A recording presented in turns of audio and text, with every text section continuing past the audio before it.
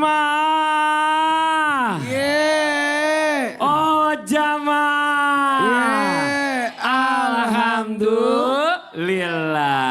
Alhamdulillah. Alhamdulillahirabbil alamin. Kembali lagi di Islami Tunda, Jamaah Islami Tunda yang dirahmati Allah. Masih di tema kita pagi hari ini tentang jangan jadi duri di rumah tangga orang lain. Nah ini sebelum kita lanjut ya, kita lihat dulu sebuah video tayangan nih. Ternyata ini alasan single parent belum memutuskan untuk menikah lagi. Apa alasannya? Coba kita lihat sama-sama. Ini dia tayangannya. Kenapa ketawa-ketawa? Saya mau nanya. Emang begitu alasannya sampai sekarang Bapak masih jadi duda? Tapi kalau gue dipikir-pikir benar juga ya. Masa? Iya. Punya istri enak tahu. Enak dari mananya? Ya enak lah. Ada yang masakin, kalau kita pulang ada yang Tunggu perhatiin. dulu, Hah? memangnya istri pembantu? Bukan membantu, dia pengen membahagiakan Kalau suaminya. memang mau menikah untuk ada yang masakin, menikah aja rumah makan. Oh, gak gitu juga, keles. Bisa aja ngeles mulu ibu ya. Jamaah. Duda nih ngeles mulu. Gimana kalau kita panggil Sasam? Oh ya udah boleh. Ya Ustaz Syam, sini Ustaz Syam. Izin Ustaz Syam. Masya Allah. Kirain Ustaz Maulana tadi. Enggak, ini Ustaz Maulana cuma berkaitan sama ituan aja. Ustaz Syam, emang kalau jadi single parent itu kan nggak mudah ya. Tapi katanya bagaimana caranya menjaga kehormatan. Ini kan nggak gampang nih. Oh, single terutama parent menjaga buat kehormatan. para wanita ya. Seorang janda yang sedang kesulitan agar nggak mudah menerima yang namanya pinangan yang nggak jelas. Atau jangan-jangan dia mau dipinang lagi ternyata dia punya suami dan nggak adil. Nah itu bagaimana nih. Kalau orang yang cuma cari buat jadi istri kedua cuma demi perlindungan ekonominya aja. Mohon izin penjelasannya. Tepuk tangan buat Ustadz Syam. Bismillahirrahmanirrahim. Terima kasih Bang Fadli, tabi guru kami Ustaz Maulana, Habib Utsman, para alim ulama, para jamaah yang dimuliakan Allah Subhanahu wa taala. Silahkan disiapkan kembali catatannya, disaksikan Islam itu indah sampai selesai. Mudah-mudahan bisa diamalkan, istiqomah sampai husnul khotimah insyaallah. Selanjutnya kita membaca Al-Qur'an surah At-Tahrim ayat 5. أعوذ بالله من الشيطان الرجيم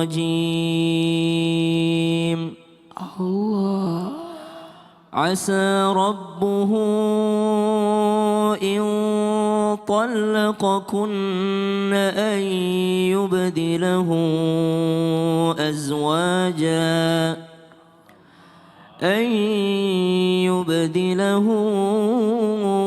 أزواجا خيرا منكن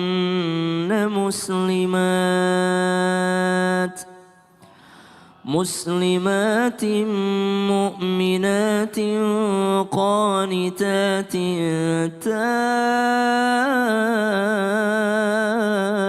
تائبات عابدات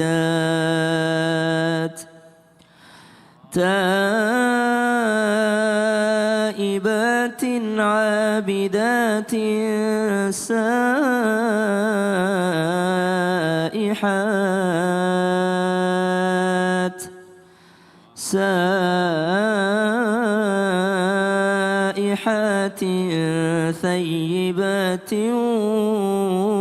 وأبكارا Allahumma arhamna bil Quran thayyibatin wa abkara. Baik dia gadis ataupun dia bukan gadis lagi, dia janda.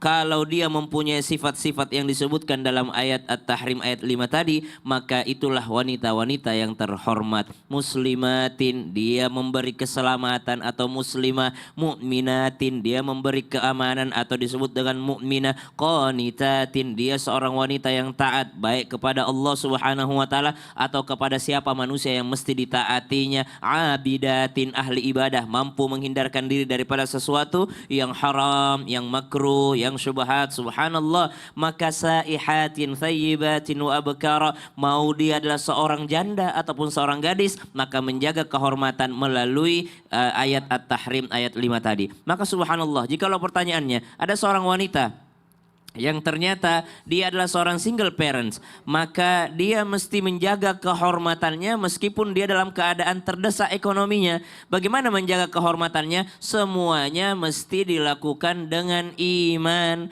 Maka bukan karena iming-iming ekonomi, tapi karena keimanan. Karena menikah itu adalah ibadah. Kemudian yang kedua, iman itu mesti dilengkapi dengan ilmu. Jangan sampai nggak ada ilmunya, tiba-tiba main terima-terima aja laki-laki yang datang.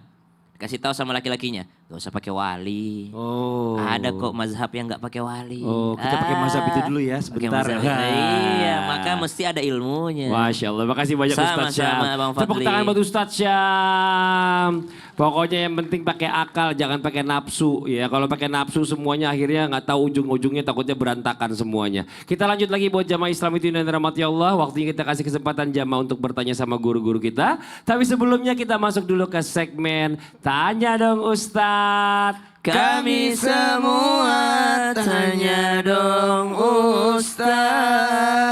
Yang mau bertanya boleh silakan angkat tangannya. Dari mana ini? Oh ini ibu dari Kalimantan dulu, pinggir. Boleh ibu izin, boleh maju ke depan, maaf. Iya, silakan bu ke sebelah sini bu. Iya, silakan perkenalkan dirinya. Bismillahirrahmanirrahim. Assalamualaikum warahmatullahi wabarakatuh. Waalaikumsalam warahmatullahi wabarakatuh. Nama saya Yuliani dari Majelis Taklim Miftahul Jannah Kabupaten Kota Baru, Kalimantan Selatan. Tepuk tangan dong buat Ibu Yuliani. Mau tanya sama siapa Ibu Yuliani? Izin mau bertanya kepada Abi Usman. Habib Usman boleh. Boleh, Ibu, Boleh, silakan. silakan. Mau bertanya apa Ibu Yuliani? Begini Bi, ini kan sudah ibaratkan jalannya, jodohnya oleh Allah. Tetapi itu punya orang, dan juga tidak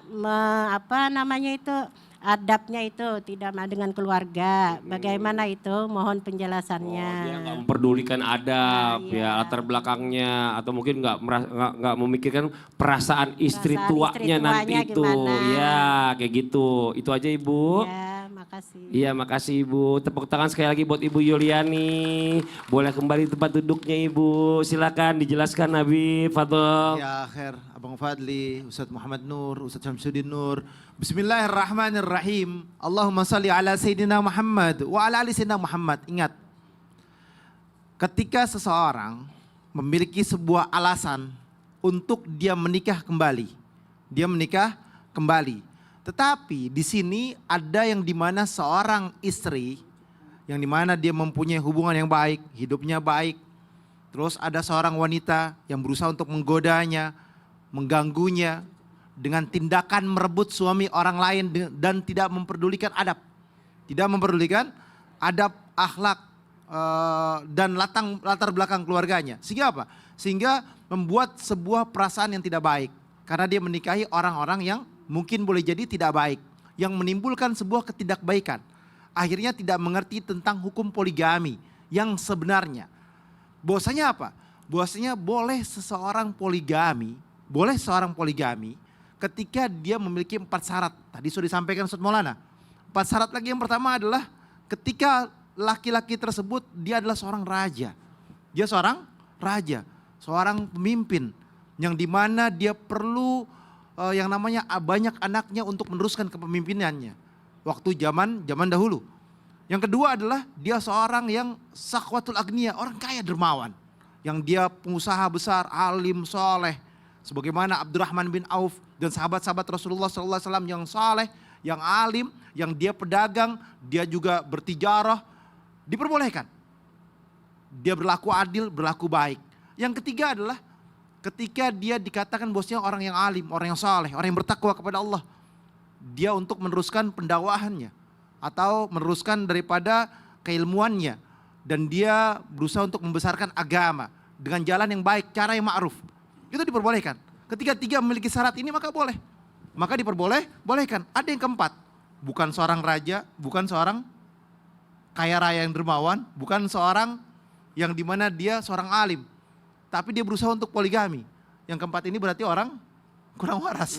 Gak ada ilmunya. Gak ada ilmunya. Terus dia berani-berani poligami Betul. dengan alasan katanya ini wah ini kan di agama dibolehkan. Betul. Memang benar Akhirnya apa? dibolehkan. Tadi disampaikan Ustadz Maulana juga. Dia akan berjalan nanti dalam mizannya Allah Subhanahu wa taala. Dia berjalan di Sidratul Mustaqim atau dia berjalan di mahsyar dengan badannya miring karena dia nggak adil. Nggak tahu ilmunya. Nauzubillah. Makasih banyak Habib. Tepuk tangan buat Habib Usman. Masya Allah Ustadz Maulana. Apa? Zaman sekarang ini kan banyak banget yang namanya fenomena-fenomena tentang macam-macam lah ya. Pokoknya yang jelas kan suami itu juga milik Allah. Ya betul ya kan. Tapi katanya ada juga nih fenomena orang ketiga yang merasa dirinya itu pemenang. Wah pemenang. Sampai berani mendesak si laki-laki itu untuk menceraikan istri sahnya. Nah apa sebenarnya yang terjadi? Karena dia itu merasa bahagia di atas penderitaan orang lain atau istri yang diceraikan. Nah itu bagaimana itu? Ayo berdiri semua. Ibu-ibu berdiri. Setuju nggak? Setuju nggak? Setuju nggak? Ada orang wanita bahagia di atas penderitaan wanita lain. Setuju nggak? Kita bahas sebentar lagi. Si jangan-jangan. Ini kenapa? Kok dibuang? Ngambek. Mau cari yang mana wanitanya? Gak ada di situ. Yang di rumah jangan kemana-mana dulu ya. Ntar kita lanjut lagi setelah yang satu ini tetap di Islam itu Indah. Jamaah. Oh jamaah. Alhamdulillah.